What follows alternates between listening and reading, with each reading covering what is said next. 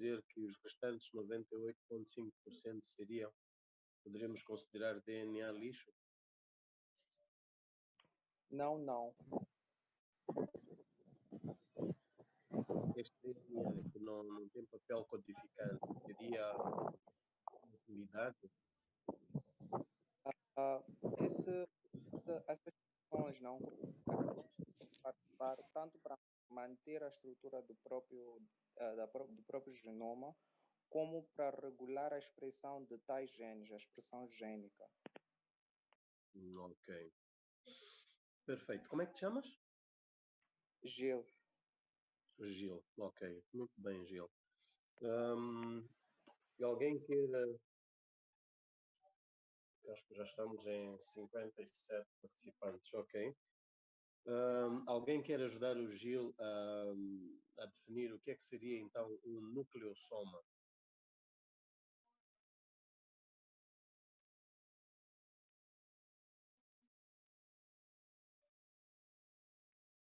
Eu acho que nos estão a escutar, o som está a chegar em perfeitas condições, certo?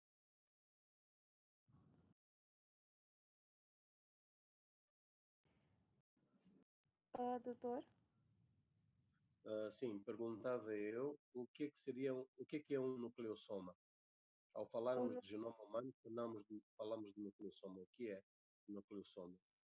O nucleossoma seria o DNA em volta das suas histonas. Ok. E que histonas? Que histonas é que são essas que constituem o nucleossoma? O H2, tem o H2, 3, 4. H2A, espera, H2A, depois H2B. H2A, sim. 3, 4 e tem o H1 que fica por fora, posso assim dizer. Ok, só para para esclarecer qualquer dúvida. O nucleossoma é uma unidade constituída por 8 moléculas de histonas. Histonas essas que são de 4 tipos diferentes. São 2 moléculas da histona H2A, 2 moléculas da histona H2B, 2 moléculas da histona H3 e 2 moléculas da histona H4. E essas 8 moléculas de histona, quando envolvidas por 2 voltas e meia de DNA, fazem a estrutura que chamamos nucleossoma, certo? Sim, sim.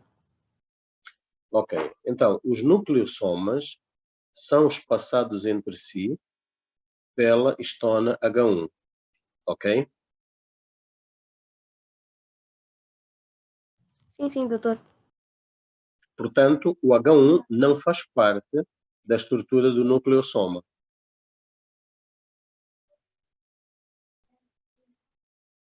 Certo? Certo. Ok. Entretanto, ao conjunto de nucleossomas, nós damos uma designação, que será, qual é que é a designação do conjunto de nucleossomas?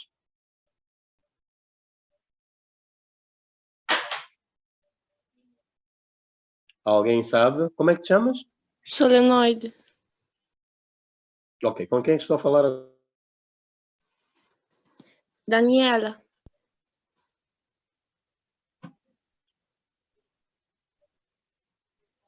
A resposta está certa. Solenoide é a resposta certa. Mas com quem estou a falar?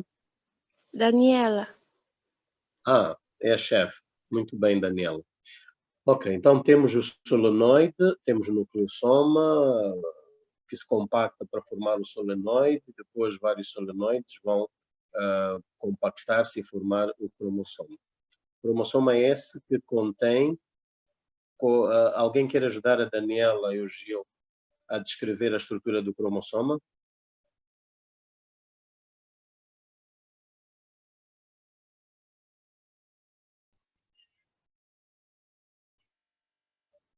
Estou a ver que estamos em 63 participantes, então era suposto que a aula fosse mais participativa, não? Doutor, desculpa, eu tenho uma dúvida. Sim. O que seria a cromatina? Ok. Boa pergunta. A cromatina é o DNA não condensado. Ok? É. A cromatina é o DNA não condensado, que é exatamente o contrário do que será o cromossoma. O cromossoma é o DNA condensado.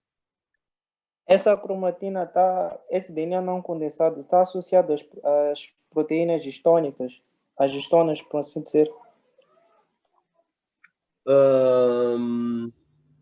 Sim, ele pode estar associado está associado às proteínas histonas, porque ele sempre está, mas não está condensado, não está compactado.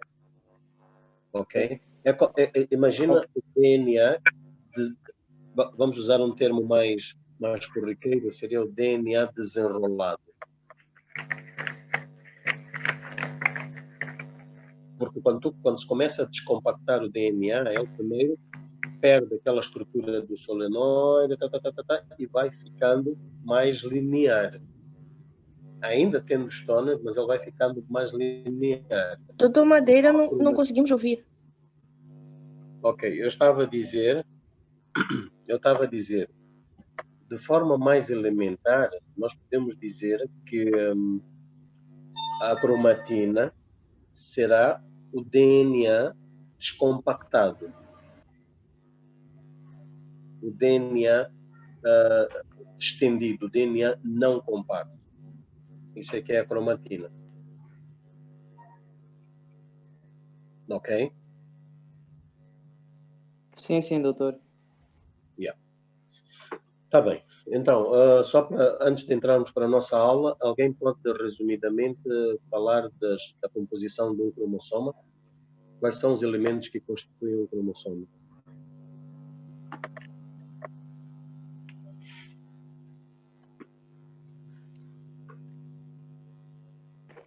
O cromossoma é constituído por dois braços que estão juntos ou separados por um centrómero. Temos o braço curto e o braço maior. O braço longo, perdão. Longo. Ok. Sim. E em termos de... Sim. Podes continuar. O centrómero pode ser chamado também de constrição primária. Se encontrarmos não sei se estou em erro, se encontrarmos uma outra constrição no braço curto, designa-se por constrição secundária, e depois dessa constrição secundária vamos encontrar os satélites. Vamos encontrar os satélites e os telómeros. Muito bem. Ok. E alguém sabe dizer na espécie humana quais são os cromossomas que nós temos, classificando-os de acordo com a posição do centrómero? Temos o cromossoma metacêntrico, que o braço curto e o P, que têm tamanhos iguais. O submetacêntrico. Então, espera. O cromossoma metacêntrico tem os braços de tamanhos aproximadamente iguais. Não digas tamanhos iguais, é tamanhos aproximadamente iguais.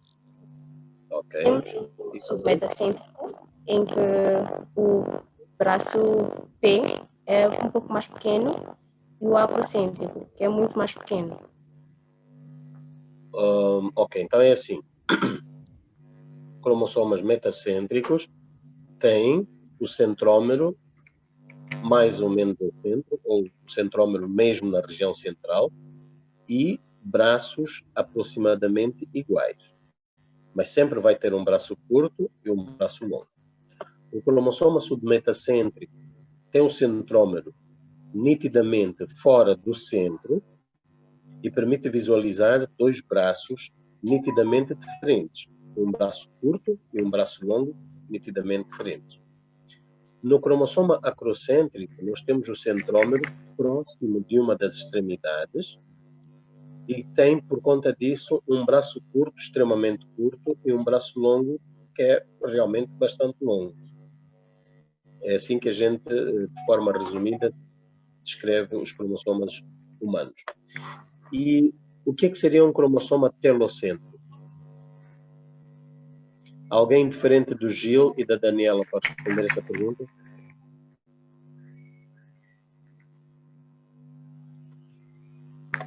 Doutor, não era a Daniela que estava a falar?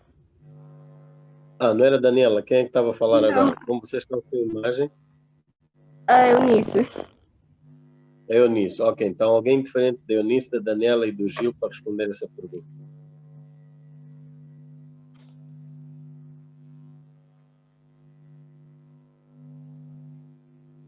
Nada? Doutor, peço para repetir a questão. A rede está cortada deste lado. Ok, estava a perguntar como é que vocês definiriam um cromossoma telocêntrico?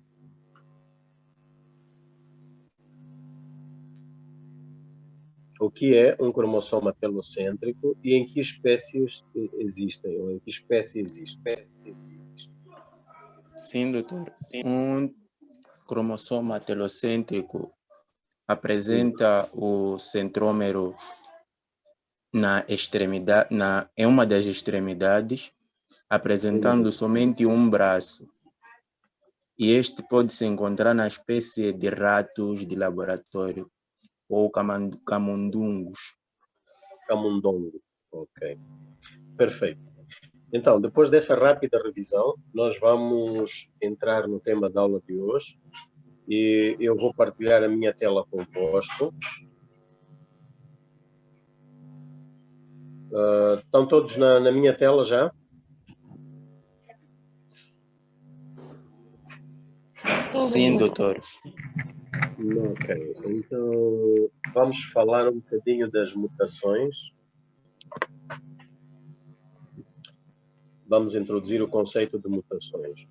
Ok, então, o que são mutações? Alguém tem uma ideia do que sejam mutações? Mutações genéticas, no caso. Mutação genética podemos definir como sendo toda alteração da disposição dos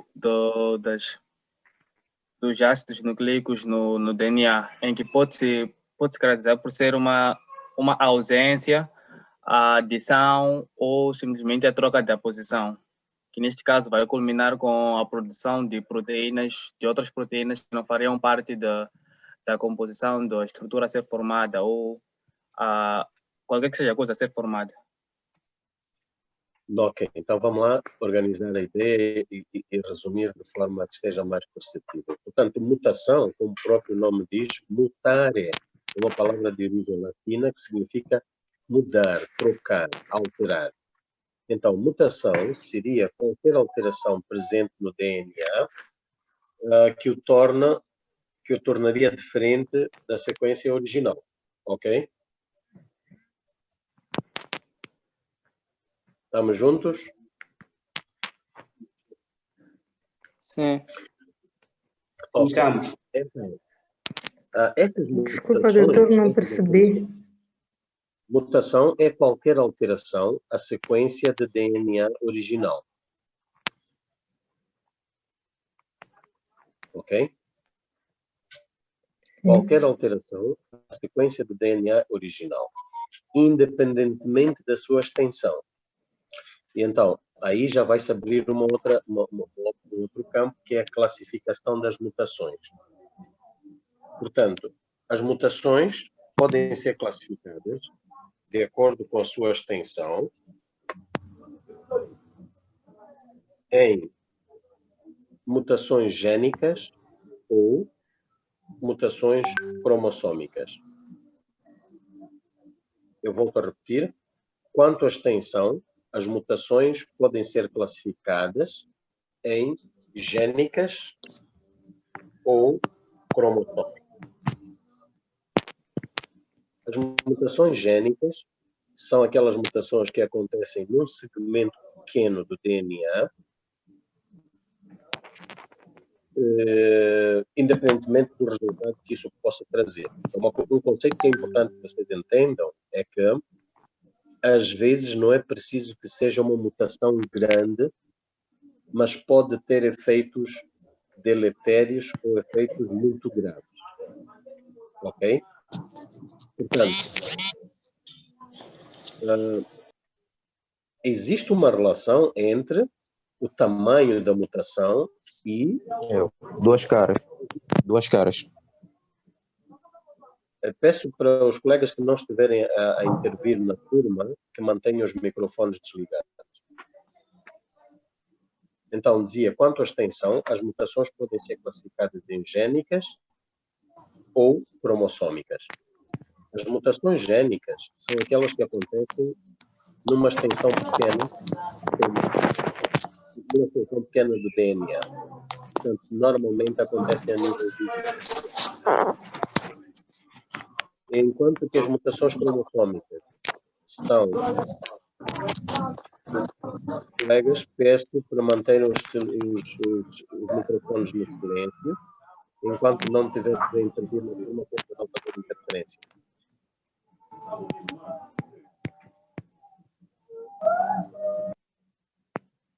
Celulares no silêncio, enquanto não tiverem a intervir na aula, se faz favor. E dizia, as mutações cromossómicas são aquelas que envolvem mais de um gene ou envolvem áreas maiores de um cromossomo. Ok? E vamos continuar com a nossa classificação. Quanto ao mecanismo fisiopatológico... Sim. Doutor, desculpe, Sim. eu não entendi a diferença entre as mutações gênicas e cromossômicas por causa do ruído. As génicas são mutações que acontecem numa extensão menor do DNA. Acontecem a nível de um gene. Enquanto que as cromossômicas acontecem numa extensão maior do DNA. Lembrem-se que um cromossoma tem vários genes. Então, as mutações ou anomalias cromossómicas acontecem numa área maior do que um gene. Ok? Obrigada, doutor. Ok. Então, continuando. Nós também podemos classificar as mutações quanto ao mecanismo fisiopatológico, isto é, o mecanismo que levou ao surgimento da mutação. Então, as mutações podem ser classificadas como sendo mutações, as mutações génicas, no caso, né?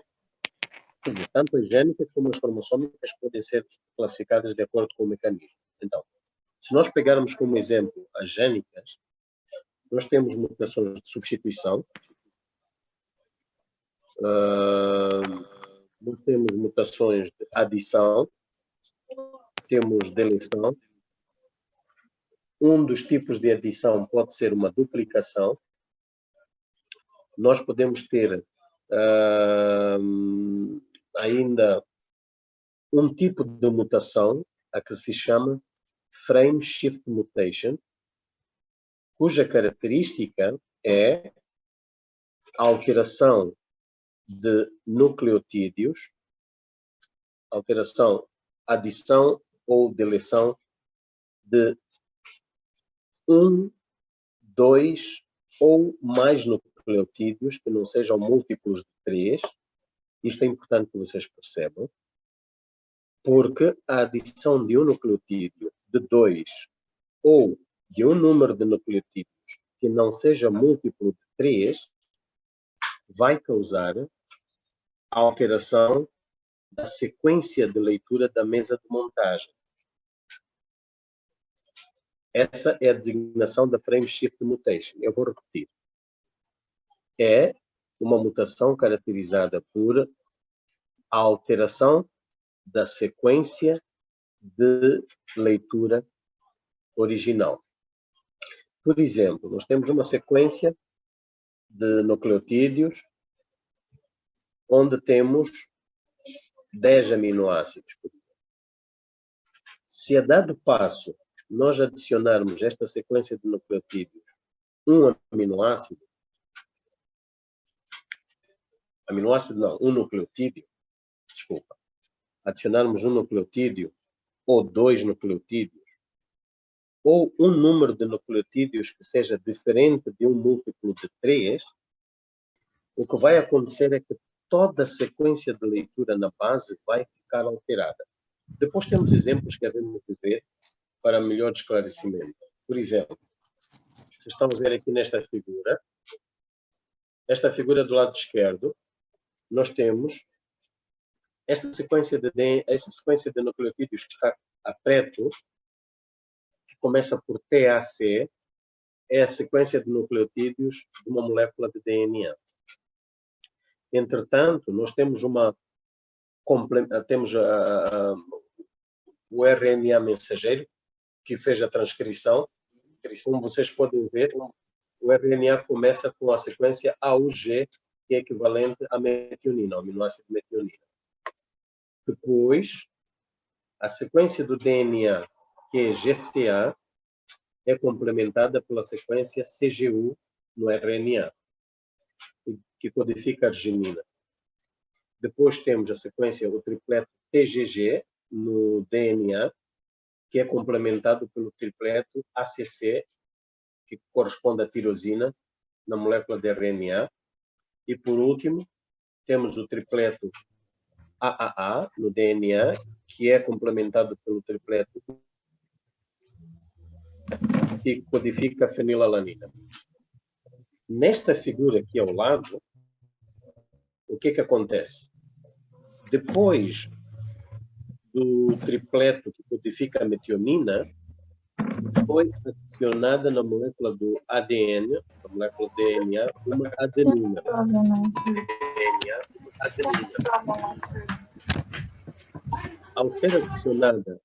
Ao ser adicionada aqui a adenina na figura 2, entre a citosina e a guanina, o que vai acontecer é que o tripleto que vai ser lido já não vai ser o GCA, que era o tripleto original da molécula de DNA. O tripleto que vai ser lido é AGC.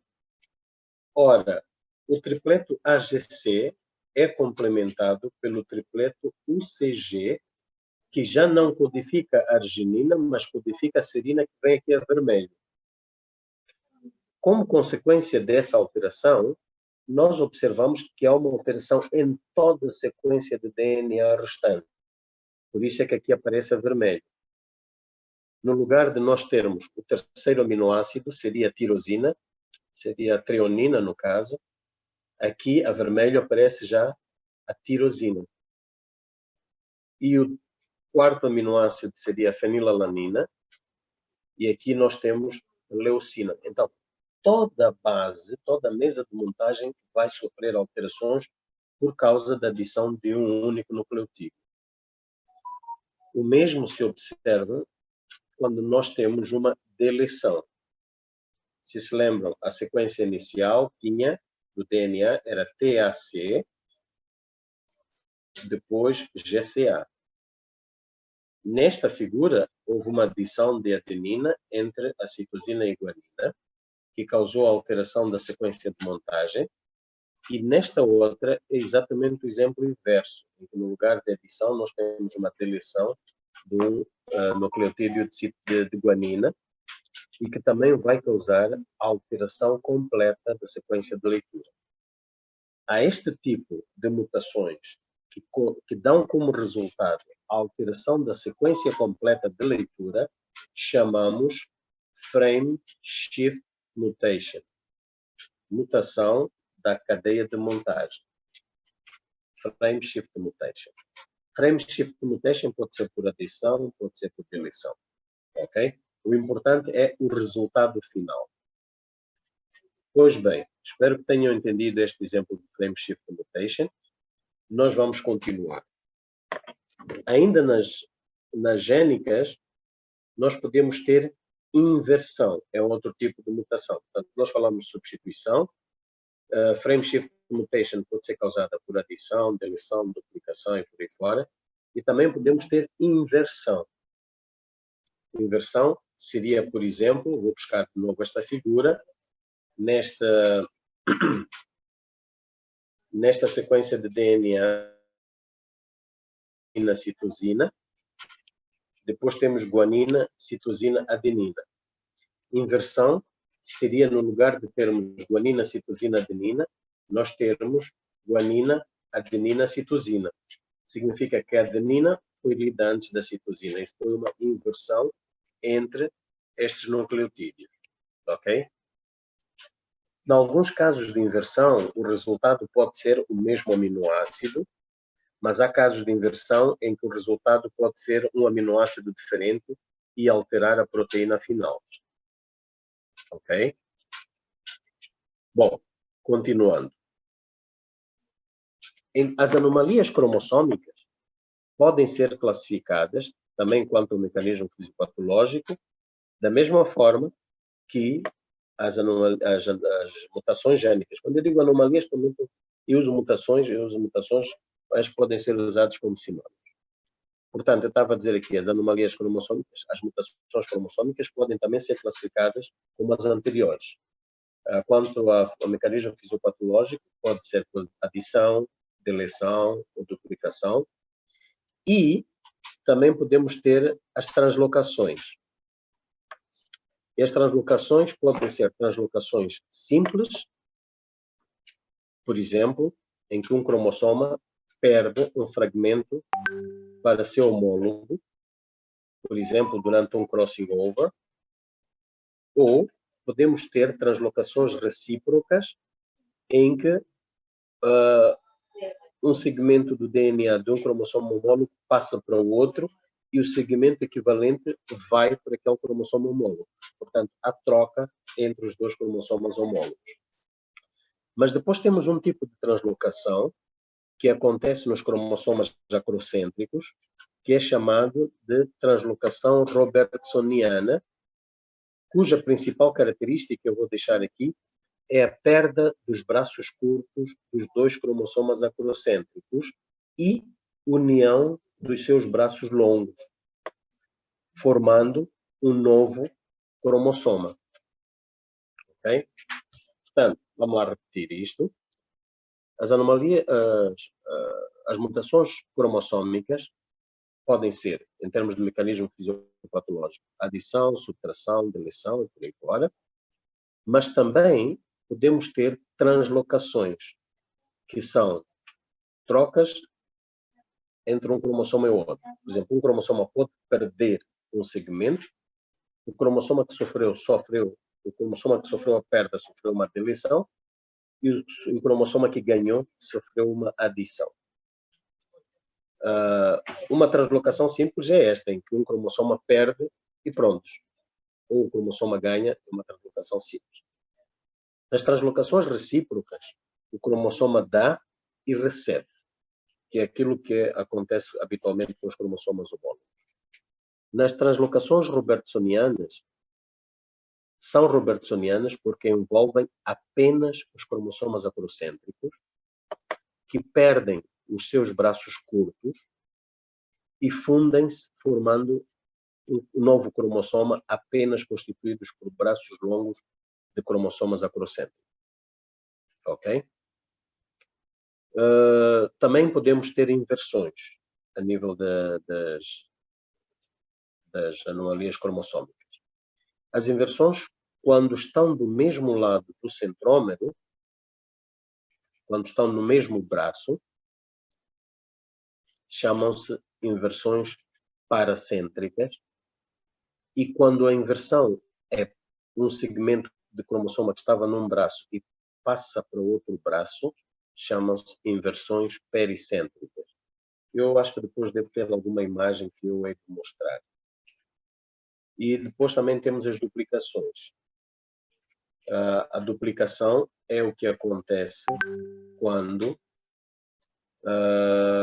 um cromossoma com cromatinas irmãs sofre uma divisão de centromérica horizontal e perde o braço, um dos braços, ou perde o braço curto, ou perde o braço longo, e ele volta a esticar-se com cópias do mesmo braço. Deixa eu ver se aqui tenho alguma imagem de um cromossoma destes. Não. Podemos tentar ver, deixem-me só ver, desculpem, deixem-me ver uma imagem na internet.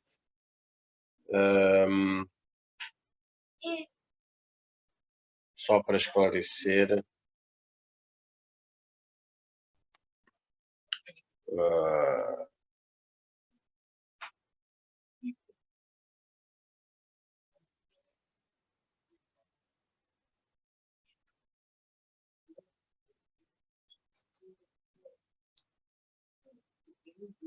Ok, vamos lá ver aqui se temos uma imagem de uma impressão. Ok. Ok.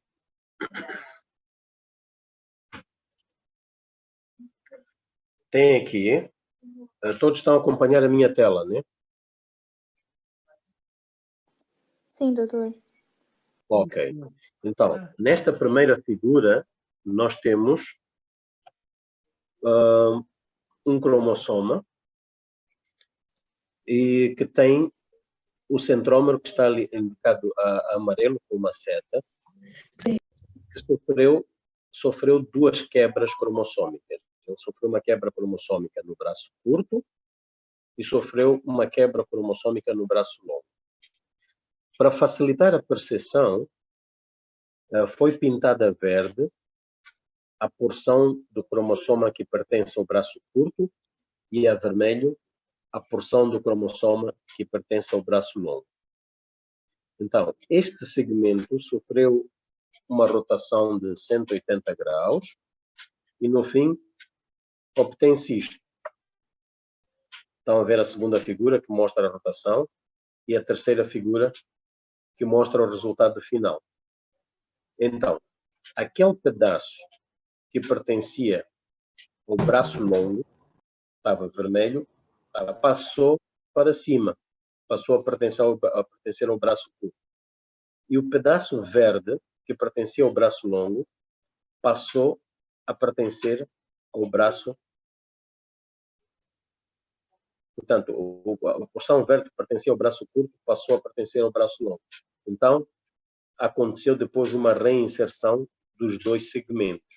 Portanto, esta inversão, em que um fragmento sai de um braço e vai se alojar no outro braço do mesmo cromossoma, chama-se inversão pericêntrica. Ok? É como se este pedacinho tivesse atravessado o centrómero para ir para o outro braço.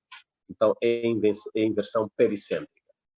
Agora, se o fragmento saiu do mesmo braço e foi se alojar numa outra localização, mas ainda no mesmo braço, e não passou pelo centrómero, chama-se inversão paracêntrica.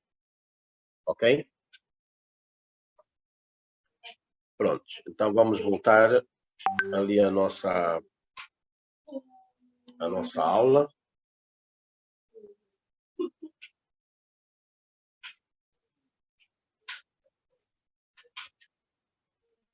Ok. Eu estou a trabalhar a partir do tablet, então por isso é que tenho que ir buscar as imagens e depois voltar.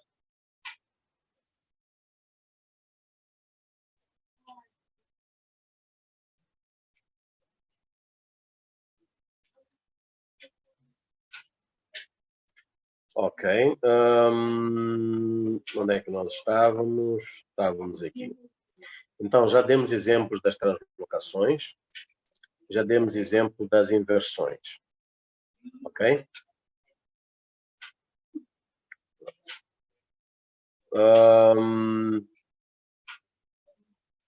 Agora, continuando com a classificação das mutações ou anomalias cromossômicas. Então, temos aqui. As anomalias cromossômicas podem ser ainda classificadas quanto à sua extensão. Agora estamos a falar das anomalias cromossômicas. Quanto à extensão, elas podem ser ainda classificadas em estruturais ou numéricas. Então, anomalias cromossômicas, estamos a falar do cromossoma, podem ser classificadas em estruturais e numéricas. As anomalias cromossômicas estruturais, por sua vez, podem ser classificadas em balanceadas e não balanceadas. As anomalias cromossômicas balanceadas têm como exemplo as translocações, por exemplo, aquelas translocações recíprocas que nós vimos, ou as inversões. Portanto, translocações e inversões são exemplos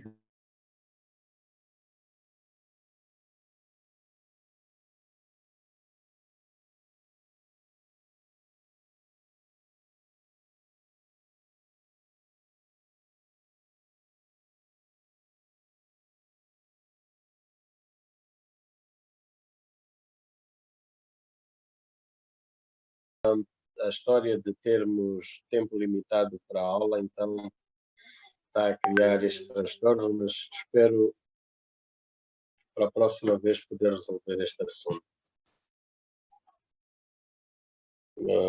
Então vamos lá. Estão a partilhar a minha tela, né? Sim, sim. Ok. Deixa eu só abrir aqui a aula.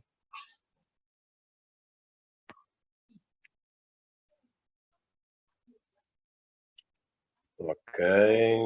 Vamos lá, vamos lá, vamos lá. Ok. Então, estamos aqui a falar ainda da classificação das anomalias cromossómicas quanto à extensão. Portanto, elas podem ser anomalias estruturais, balanceadas ou não balanceadas. Balanceadas, o próprio nome diz, a troca de informação e o cromossoma não sai perdendo. São exemplos as translocações recíprocas ou as inversões. Enquanto que nas anomalias cromossómicas não balanceadas, o próprio nome diz não balanceadas, nós temos perdas de segmentos cromossómicos. Exemplo da anomalia cromossómica não balanceada é uma deleção. Existem algumas doenças conhecidas associadas a deleções específicas de determinadas regiões dos cromossomos. Por exemplo, uma deleção a nível do braço curto do cromossomo 4 é conhecida como síndrome do Wolff-Hirschhorn, associada a atraso mental, deformidades faciais, uma fáscias com características muito típicas. Enquanto que uma deleção terminal no braço curto 5 é conhecida como síndrome do miado do gato, em francês, síndrome do cri du chat. É uma condição que também dá atraso mental, dá microftalmia, e as mães muito facilmente diagnosticam estas crianças, dizendo que elas têm um choro que se assemelha ao miado de um gato. Portanto, a síndrome 5P-, ou deleção do braço curto do cromossoma 5, é conhecida como síndrome do miado do gato. Também temos outras deleções. Uma deleção a nível do braço longo do cromossoma 7 está associada a uma síndrome chamada síndrome de Williams. São crianças que têm atraso de desenvolvimento psicomotor, mas tem uma característica muito impactante, muito notória. Elas têm uma sensibilidade auditiva muito grande, elas não toleram sons de alta frequência, elas têm um ouvido muito sensível. Não se pode fazer barulho diante destas crianças. E outra característica não menos importante é que estas crianças com síndrome de Williams, elas são muito afáveis, elas são muito amistosas, elas chegam a um sítio, por exemplo, se elas forem crianças maiores, 5, 6 anos, 7, elas vão logo abraçando as pessoas como se já as conhecessem de algum sítio. São muito amistosas.